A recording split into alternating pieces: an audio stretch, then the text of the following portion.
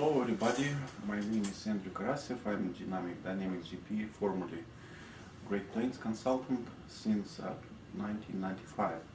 Today I'd like to talk about failed implementation, what to do if something goes wrong and the implementation went into limbo, how to find a way out of this. Let's first talk about why would it happen. More likely, what you got is somebody pushed the sales process, sales of this new software to you, and then they actually looks like they have a limited experience in doing something like data conversion or customizations.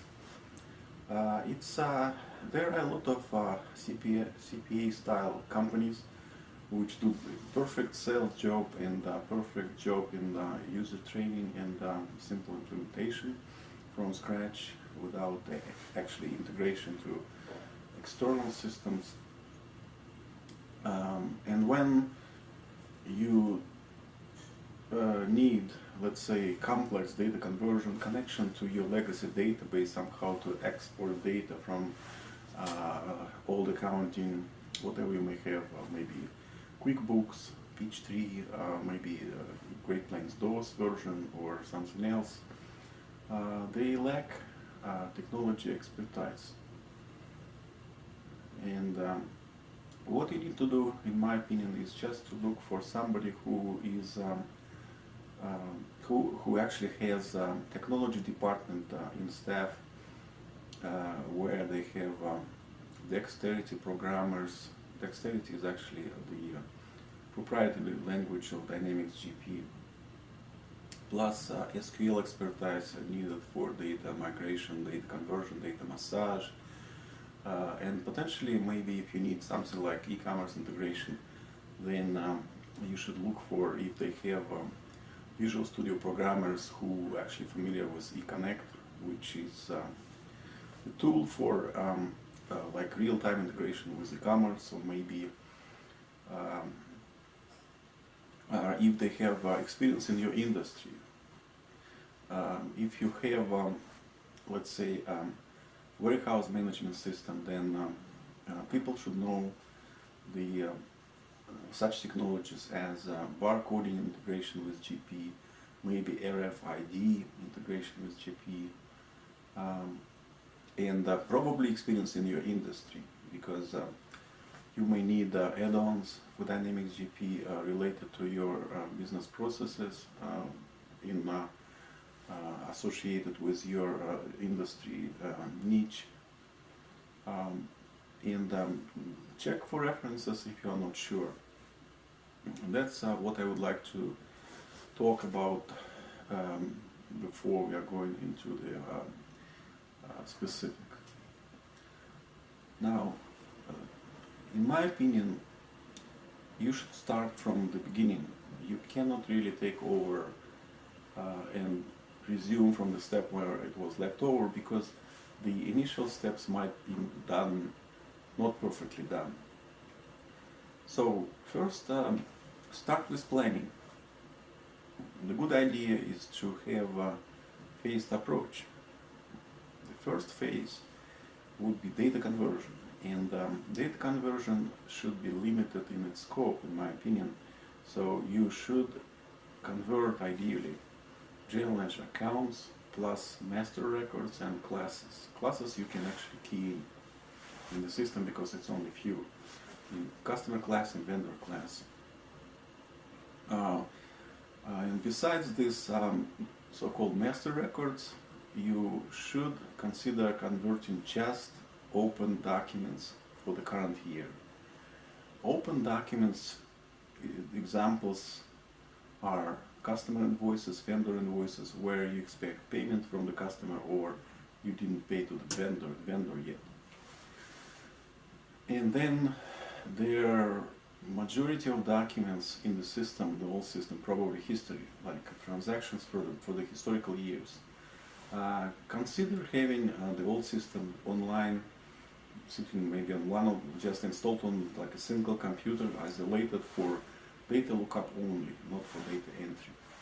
if somebody calls you, your good old days customer calls you and would like to check about the invoice and payment for the, like, say, year 5 years ago, just take a look and give the information, requested information, and this would probably happen maybe one time per week or something like that.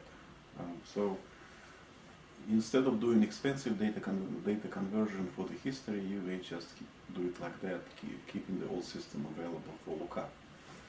If you definitely need historical data conversion, like for example your old system was in cloud and your contract expired or something like that, or you definitely need it for maybe audit purposes, then you may export historical data by connecting to the old system via ODBC connection, or printing down reports and actually moving them into Excel, or if they are big and large in size, like millions of documents, then you can import them into SQL Server custom table where you can clean up the data and then prepare it for being imported to Dynamics GP via Integration Manager.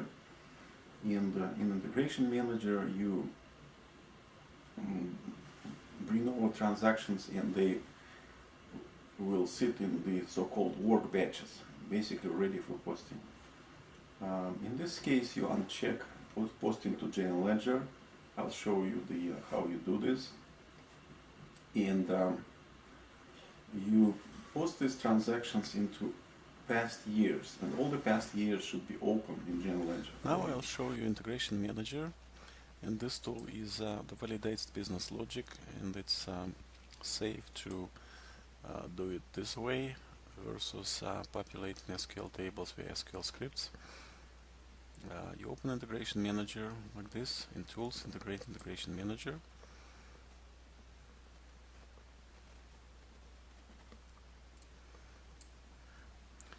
And let me just show you the options here. In integrations, you have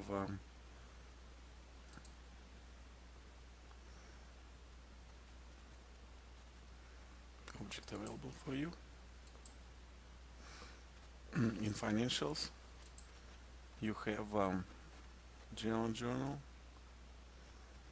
transaction, and you have chart of accounts. So for import, you use this too. This, and sometimes you actually import budgets if you have them advanced in your legacy accounting. Let's now take a look at receivable management. Here you usually pick customers and receivable transactions. Cash receipts, you can start over with the checkbook setup and entering the balances for the last statement from the bank, or you can import them if you like. Now let's take a look at payable management. You have vendor, this is master record, and you have payable transactions, so you move the transactions for the current year, or if you do historical transactions, you do the historical transactions and post them in the batches into past years. Now if you like sales order processing, and this is sales transactions with the link to inventory items. And then you have the same in purchase order processing, and this is actually in the eConnect portion of it. Now you can have inventory control if you are going for SOP, sales order processing. You probably need inventory items to be imported, and inventory transactions for current year or maybe historical years. Unlikely that you would like to bring over payroll, but maybe you will. So in this case you may bring over employees and then transactions. So Integration Manager is safe, and you can see the sample integrations here. As you see, take a look first into the settings and then make them on your own or modify these ones. Customer, employee, GL transaction, GL transactions, inventory item. Just take a look, make a research, and talk with your consulting partner about that. So the general ledger conversion would be done after you're done with the journals and then when you close the years. When you close the year, you should take off balances brought forward transaction. I mean, likely it will be zero because general ledger will be empty. So then you should do finally general ledger, likely beginning balances for the current year, or maybe open transactions for the current year. If you need historical transactions for general ledger for audit purposes in the future, probably, then you do the same approach. You basically post to historical year, or everything except balances brought forward, and then you close the year, and then you do the same for all the years in seconds up to the current year. Now let's take a look at some nuances here. First of all, you should uncheck posting to general ledger when you do like a journal import, documents and sales, purchasing and others. It's done here. Posting. Now you have to pick the series, let's say sales, right? And then you just probably pick all and temporarily uncheck post to general ledger here. Clear this checkbox. Then you can post transactions assuming that GL is already converted.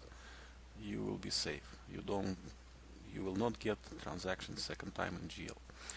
Second nuance is actually balances brought forward, assuming that you are converting historical years. Even if you uncheck general ledger, and then when you after conversion of general ledger, when you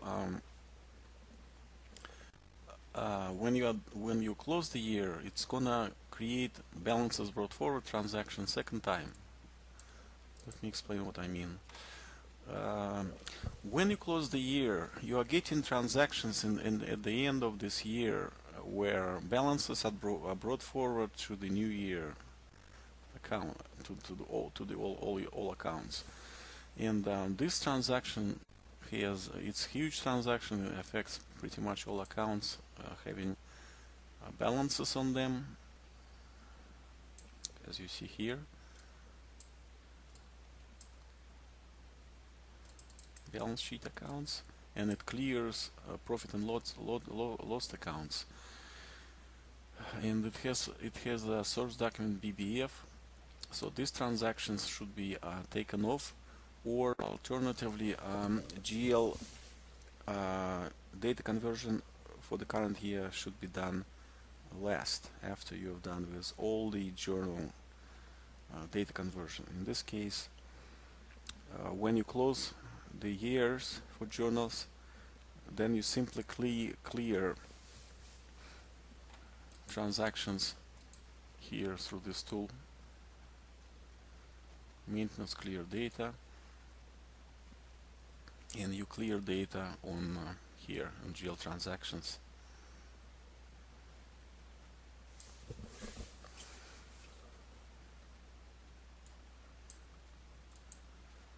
This.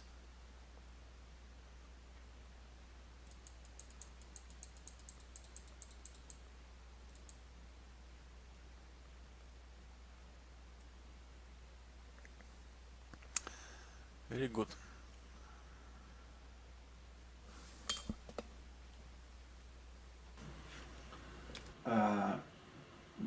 Actually, maybe like 30% of the customers, especially large companies, they do it twice, this conversion twice. First conversion would be for going into parallel and compare the system for the first months, just 1 month of entering transactions into the new system and the old system, and then comparing reports. Plus, this time you can use for user training, so everybody is ready. And then when you are satisfied with the results, comparing the reports, you do data conversion second time and you go into production. This going into production, in my opinion, should be just phase one without any kind of integrations and customizations. In phase two, you plan for customizations, integrations, and maybe switching on add-ons from the ISV channel of Dynamics GP.